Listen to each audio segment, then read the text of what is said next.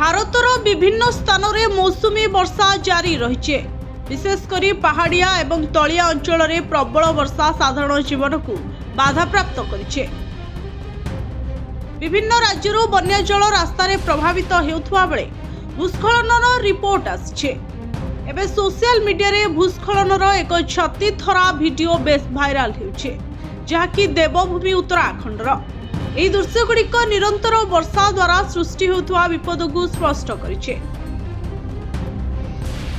ଉତ୍ତରାଖଣ୍ଡର ତିହିରି ଗଡ଼ୱାଲ ଜିଲ୍ଲାର ସୁରକନ୍ଦା ଦେବୀ ମନ୍ଦିର ନିକଟ କଡୁଖାଲରୁ ଏକ ଭୟଙ୍କର ଭିଡିଓ ସାମ୍ନାକୁ ଆସିଛି।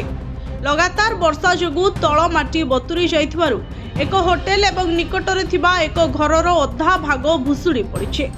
କିଛି ସେକେଣ୍ଡ ମଧ୍ୟରେ ଘର କାଗଜ ପରି ଭୁଶୁଡ଼ି ଯାଇଥିଲା, जहाँ फल अंचल आतंक सृष्टि होइछे। सौभाग्यवशतः घटना घटवा समय उभय कोठा भितर केही नथिले, जहाँ एक बड़ दुर्घटना को रोकी देइछे। प्रबल वर्षा जोगु भूस्खलन होइछे। भाइराल वीडियो रे देखिबाकू मिलुछि जे प्रथमे उच्च स्थान रे थिबा एक घर तलर माटी धीरे धीरे खसुछे। एहा परे आखि पिछुळाके उक्त 2 ताला कोठा कागज परी भुसुड़ी जाउछे।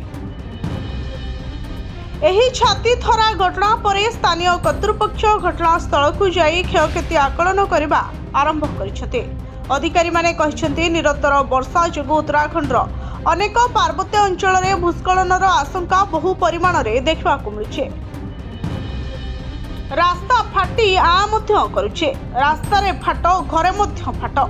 गत किछि दिन मध्य रे राज्यर विभिन्न स्थानरू पहाड़ धसिबा, रास्ता रे फाट सृष्टि हेबा एवं कोठा गुड़िक क्षति उपरे रिपोर्ट सामना को आछे, जहाँ बासिंदा एवं पर्यटकों मध्य चिंता सृष्टि करिछे। प्रबल वर्षा समय अनावश्यक यात्रा एड़ाइबाकू एवं भूस्खलन प्रवण अंचलरू दूरेई रहिबाकू प्रशासन लोकंकू अनुरोध करिछे। लोकंकू पाणीपाग सतर्कता एवं कर्तृपक्षों द्वारा जारी करा जायथिबा सरकारी परामर्श को कड़ाकड़ी पालन करबाकू परामर्श दिया जायछे। ब्यूरो रिपोर्ट सोना न्यूज।